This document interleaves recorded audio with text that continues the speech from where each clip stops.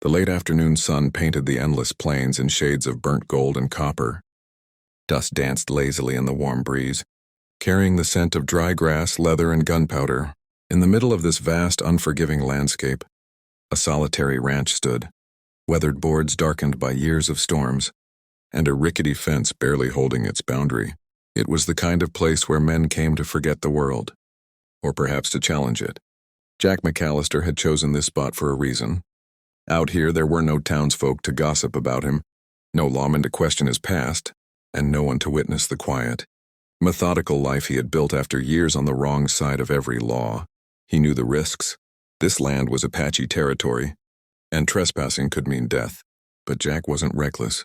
He had learned the ways of the frontier, how to read the wind, how to track a deer or a horse, and most importantly, how to survive alone. He had just returned from the river, carrying a bucket of water for the livestock, when he noticed something unusual at the edge of the clearing. Shadows stretched unnaturally long across the dry grass, but it wasn't the late sun that caused them. There, half hidden behind a stand of mesquite trees, was a figure so enormous it seemed almost impossible, a woman. An Apache woman, yet unlike any he had ever seen. She was towering, her presence commanding the landscape itself. Her hair fell like a waterfall of midnight silk, and her eyes, dark and piercing, seemed to weigh him from across the clearing. She looked injured, one leg bent awkwardly, her arm twisted in a way that spoke of severe pain. Her clothing was torn and soiled, and dust clung to her skin like a second layer. Jack hesitated. Every instinct screamed caution. He had heard stories of scouts returning with tales of wandering warriors, some peaceful, others deadly. But as he stared, he saw something else. Desperation, not malice. This wasn't a scout coming to challenge him. She was dying of thirst and exhaustion. Without thinking too much, Jack set the bucket down and called softly, "Hey, you need water?" The woman didn't answer. She sank to the ground, her chest heaving, eyes fixed on the distant horizon as if counting every grain of dust. Jack approached slowly, careful to make no sudden moves. He knelt beside her, filling his hands with the cool river water, and offered it. At first she refused, shaking her head slowly. A gesture so deliberate it made Jack pause, but the desperation in her eyes betrayed her pride. Finally, with a trembling hand, she took the water. Her lips met his palms in silence, and Jack could feel the raw power in her veins, the strength of a warrior tempered by exhaustion. "You're safe here," he said gently. "Just drink." Hours passed, or maybe minutes. Jack lost track. He had no idea how she could have traveled so far alone, and yet here she was, colossal, nearly unearthly, leaning on him as if the world itself might break her. By the time night fell, she was able to stand with support, but her injuries were serious. Jack knew he had to act. He guided her into the barn, using his blanket and supplies to make her comfortable. He didn't sleep that night. The wind howled across the plains, rattling the old wooden beams, and the silence of the desert pressed down on him. Every sound, the snap of a branch, the distant cry of a coyote, felt amplified. Yet nothing prepared him for the sight that met him at dawn. From the ridge overlooking his ranch, a line of dust rose in the morning light. Hundreds of shapes moved as one across the plain. Jack squinted. He counted. No, he miscounted at first, 50, then 100. And then the real horror settled in. 300 warriors were advancing, their war cries carried by the wind. The giant Apache woman had been recognized. Somehow, the word of her presence had reached her people, and they were coming. Not all were hostile, perhaps. Most of them weren't. But in numbers like that, caution became irrelevant. They surrounded his property like a living wall of shadow and steel. Jack ran to the corral, checking his weapons. His revolvers gleamed faintly in the early light, bullets already loaded. The old Winchester rifle hung heavy on his shoulder.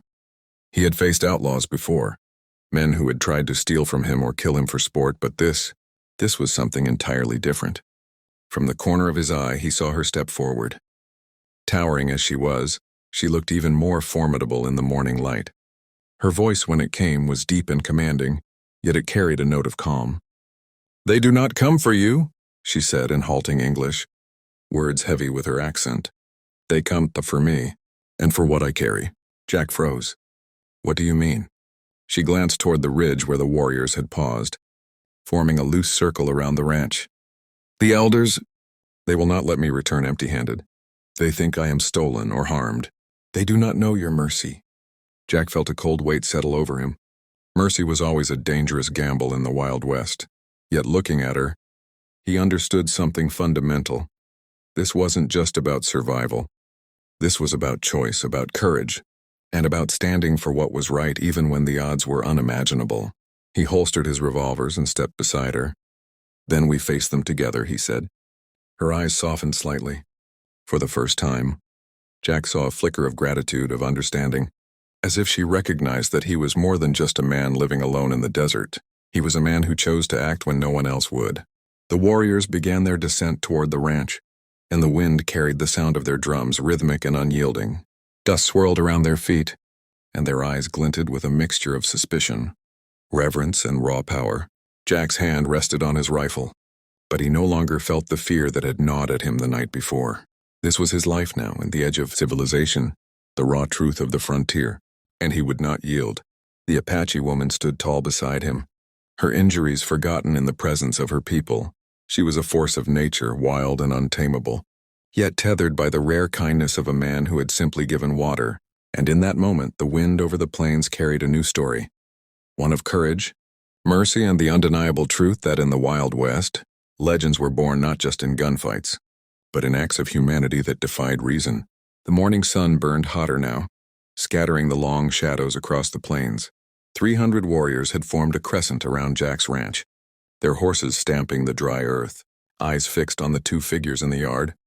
The giant Apache woman, still leaning slightly on Jack for support, turned toward him, her voice steady despite the chaos approaching. They are elders, she said quietly. Not all wish harm, but all will follow their duty. I am to answer for my presence. Jack's hand tightened on the rifle. Duty or not, I'm not letting anyone take you by force. Not while I'm breathing. Her gaze met his, sharp and assessing. Then you must be ready. They will test you. The first warrior approached, his horse prancing nervously. Jack raised his hand slightly, showing no intent to fire. The warrior's eyes scanned Jack from head to toe, then flicked to the woman beside him. Recognition passed across his face. Surprise, awe, and then respect. He muttered something in Apache and his horse backed away. Jack's heart pounded. This was a dance on a knife's edge. One misstep, one sudden movement, and the peaceful moment could erupt into a massacre. Hours passed like this. Warriors rode closer, then paused, communicating in low tones. The woman whispered to Jack in broken English, explaining names, ranks, and customs. He listened carefully. Understanding even a fragment of their language might mean the difference between bloodshed and survival. By mid-afternoon, the elders themselves appeared, astride massive horses, their faces painted with ceremonial patterns. The woman stepped forward and bowed slightly, a gesture of acknowledgement, not submission. Jack McAllister, she said, translating for him as best she could. They ask why you aided me. They ask why you did not harm me, as any stranger might in the desert. Jack wiped the sweat from his brow. Because mercy is stronger than fear, he said plainly. I could not let a person die when I had the means to help. A murmur ran through the elders. One of them, older than the rest, dismounted slowly. His eyes were sharp as flint, yet measured. He looked Jack up and down as though weighing his soul against the desert sun itself. You are brave, the elder said finally, speaking in slow, deliberate English. And foolish. But bravery can honor the land if tempered with wisdom. This woman, she is of our tribe, and you have saved her life. You have chosen a dangerous path, but it is a path of balance. Relief washed over Jack, though he remained cautious. So you won't harm me or the ranch? The elder shook his head. No, but you must understand, her safety is now yours to protect until she is strong enough to return, and you must be ready. Not all will accept your reasoning. From the ridge behind the elders, murmurs began to rise. Some warriors seemed unconvinced. Their hands hovered near the weapons at their sides. Jack knew they were testing him, seeing if he would strike, if fear would make him falter. He glanced at the woman. She nodded subtly. They trust your action, she said. But trust can shift like sand. Remain vigilant. Night fell over the ranch, and with it came the cold desert wind. Jack lit a small fire, the flames dancing and casting jagged shadows on the walls. The woman sat nearby, tending to a bandaged arm. You saved my life, she said softly, her deep voice almost melodic against the crackling fire. Few would do as you did. Fewer still would stand in the face of my people to protect me. Jack shrugged. I've seen enough death to know mercy is rare. Sometimes it's all a man has left. She studied him silently, then smiled faintly. Perhaps you are not like other men. Perhaps that is why you survive here.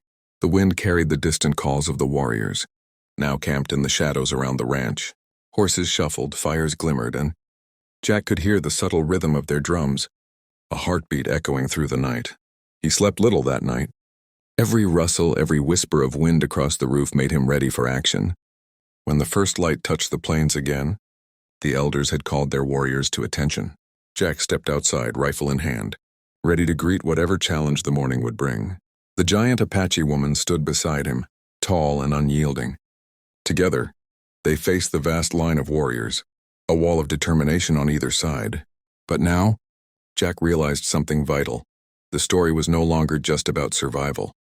It was about respect, courage, and the fragile thread of trust between two worlds, the frontier and the tribes that had lived long before him.